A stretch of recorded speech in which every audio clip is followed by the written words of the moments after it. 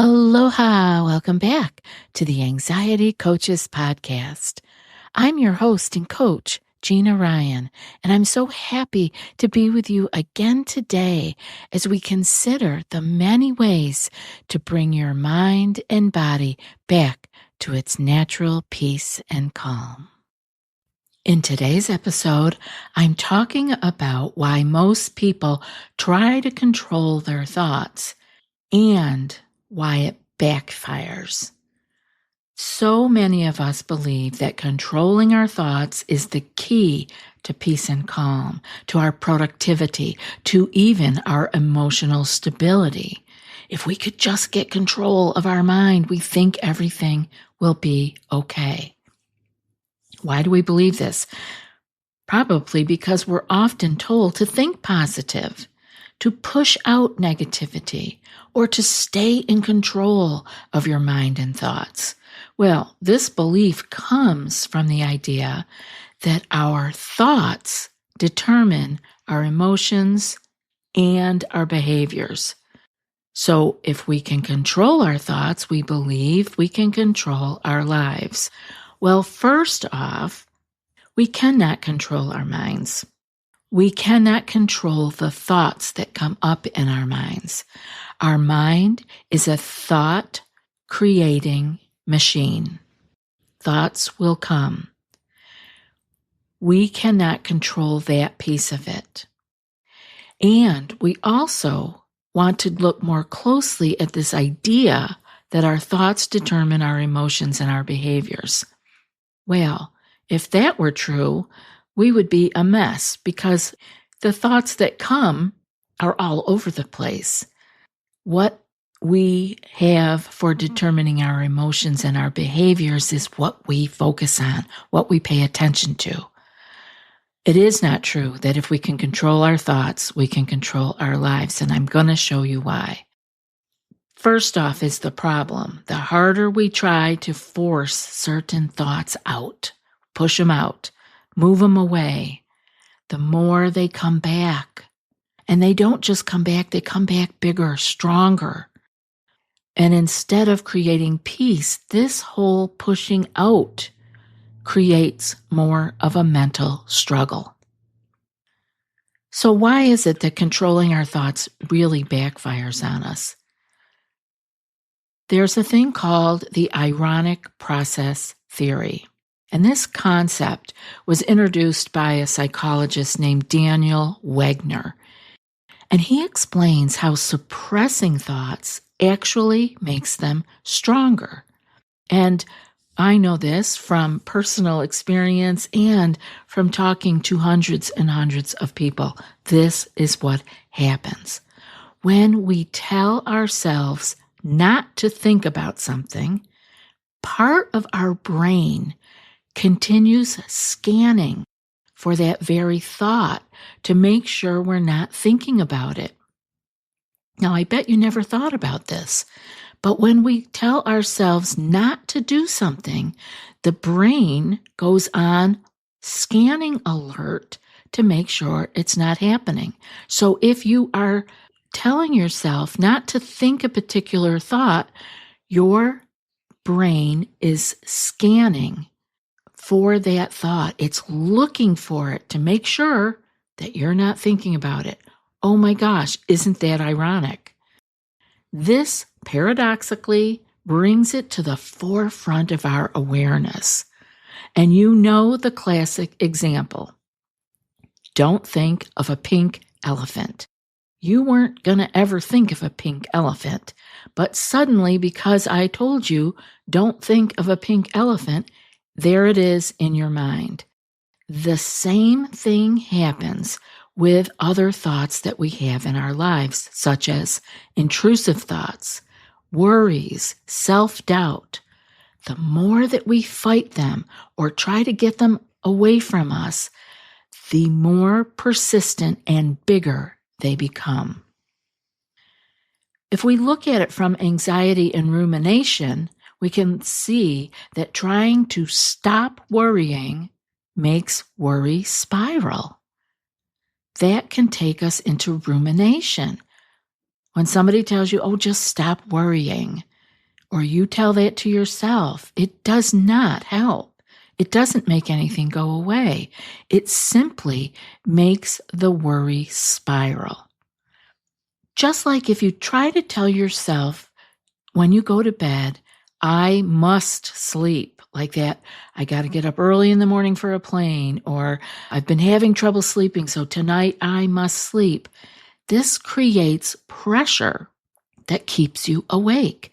This is how insomnia can become rampant, and you cannot get away from it because you are what? You are worried, and you are telling yourself, I must sleep, and you have so much pressure on you that it keeps you awake. And in the personal relationship area, breakups and regret can come into play. Trying to forget someone makes you think about them even more. This is the ironic process theory in play. That's how it works. So if that's how it works and that's what we're doing, we're not even conscious that we're doing this. It happens. It's kind of the way we lean because we are a negative bias organism trying to stay safe.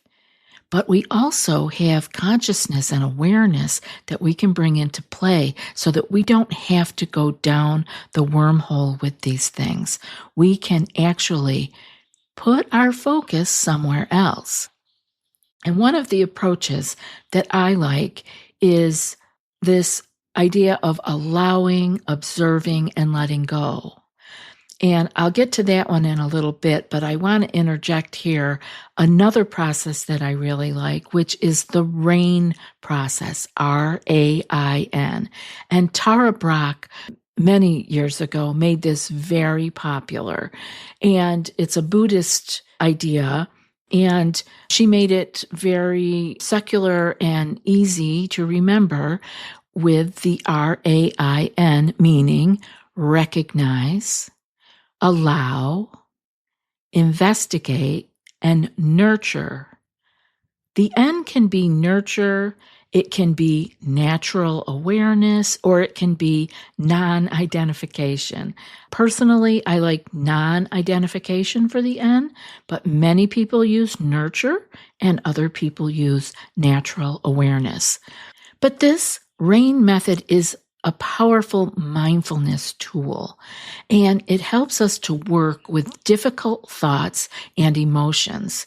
And so the R stands for notice what's happening. We are recognizing what is going on. R for recognize, notice what's happening, such as I'm feeling anxious. Just notice it. You don't have to do anything else with it right there. I'm feeling anxious is recognizing. Now for allowing, I like to have it be that the thoughts are there. Let the thoughts and feelings be there. Allowing, let them be there, but there's a key component to letting them be there, and that is without resistance. This is the hard piece for us to get. We don't want to resist it. We want to actually open up and allow it. Let it happen. Let the thought be there, because the thought being there is not actually doing anything. It isn't an action. It isn't a feeling. It is a thought. And then the I, investigate. This is so important. We want to gently explore what's beneath the thought that is there. We want to investigate with curiosity, and that means let the thought be there. We're allowing it to be there, but without judgment. No resistance and no judgment. And that brings us to the N, which again can be nurture, which would be to offer yourself kindness. Kindness and reassurance that you got this. It's a thought. You can let it be there. It doesn't mean anything unless you give it meaning. So be kind to yourself and let it be there. Or you can have natural awareness of it, by just being naturally aware that this is happening. And my favorite, non-identification. I find that when we are not identified with the thought, it is so much easier for us to allow it to be there because we are not taking it on personally. So that non-identification can be very helpful. And so instead of pushing thoughts away or getting rid of them, as we're often told to do, or getting over them, RAIN helps you to engage with them in a way that actually leads to relief, not resistance. So that's the RAIN process. And I want to say here that if you want more on the RAIN process, I have a very old episode, number 167, that has to be almost 10 years old, that I did on Tara Brach's RAIN process. So if you would like to hear more about that, you can find that in the show notes or on your app. Just type in 167. It'll be way, way back, but it's there. And this will help you get even more on the RAIN process to see if this can be something that will help you to allow these thoughts to be without you pushing yourself to make them go away. But let's go into allow, observe, and let go a little bit more. And with that, I want to talk about how we can bring the mindfulness into it and some acceptance. So instead of controlling thoughts, mindfulness encourages observing them. And I would like you to have the visual of observing them like passing clouds. Clouds come and clouds go, and we can't control those. We can't make them move faster or slower. And same with your thoughts. Just look at them. Observe them. And then you can recognize that the thoughts are actually temporary. They're temporary and they are not facts. When you can understand that they are not facts, they are thoughts, they are not equal. This can help you to have them break their grip. And acceptance doesn't mean liking a thought. So a lot of times people, when I'm working with them, say, but I can't accept that. I can't accept that thought. Because sometimes people have some really, wild out there thoughts. We all do, from all kinds of different reasons. Our thoughts come from all kinds of places. So I don't want you to take them personally. And so people will say, I cannot accept that thought. No, accepting it doesn't mean you like it or you want it to be there. Acceptance means allowing it without resistance. And you can allow it because you are not acting on it. You are not doing anything with it. The more you allow it, the faster it will go away and the less you will have ones that annoy you. Believe me, I want you to play with this so you can experience this for yourself. Now, there is a technique that's called a diffusion technique. I believe that this is from ACT therapy. I'm pretty sure that's where it has gotten that label of diffusion techniques. But this is something that we can all do that helps you to separate yourself from your thoughts. Like I talked about with Tara Brach's RAIN, I like the N to be non-identification. That is a way of helping me to separate myself from my thoughts, to not take them personally. So ACT therapy calls it diffusion. I call it non-identification. And you can do that with some really easy things to do. I'll give you a couple of them here. You can label the thought, such as, I'm noticing I'm having a thought that I'll fail. Just notice it. I'm noticing this thought. Say that in your mind. Another one is to imagine the thought as words on a screen, really big.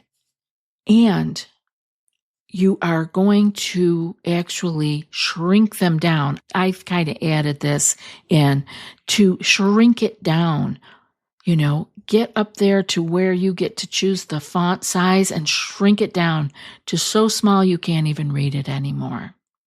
Another way is to imagine the thought as leaves.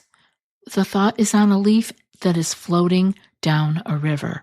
I love the leaf floating down a river or a stream in my case because I had a personal experience of a floating leaf on a stream way back when, and that has stuck with me. So I often can put my thoughts on that leaf and just let them float down the river or stream.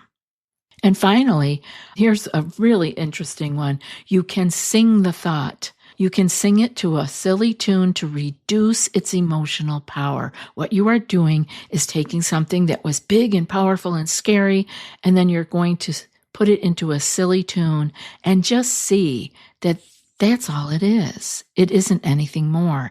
It has no emotional power. So we want to be able to be flexible. Instead of rigid control over our thoughts, we want to have cognitive flexibility. And this is about shifting focus and perspective. You don't have to engage with every thought. You can redirect your attention to what matters. This is where you have the power. Redirect your attention. That you can do. And an example of that is if you're anxious and you have a thought that pops up before you're going to give a presentation or something, instead of battling the thought, trying to push it away like, oh no, I have to get that thought out of here, I have to do the presentation, I want you to shift and prepare calmly. Keep working on the presentation calmly and focus. Put your attention on preparation and on your breath. That's going to give you a mental place to focus and a physical place to focus. And that's going to help give you cognitive flexibility. So controlling our thoughts doesn't work. Observing, allowing, and shifting our focus is really key to peace.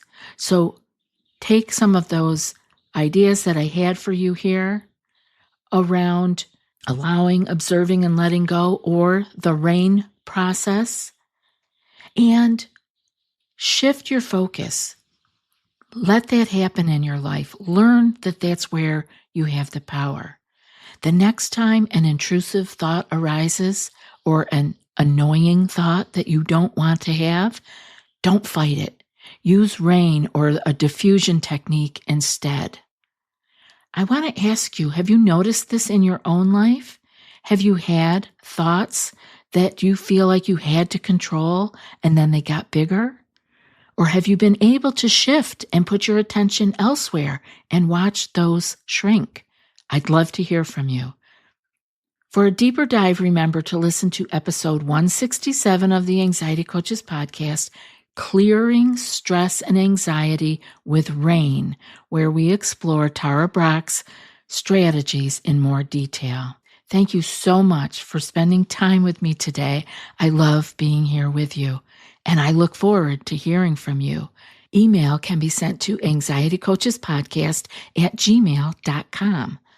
Aloha. And now for today's quote.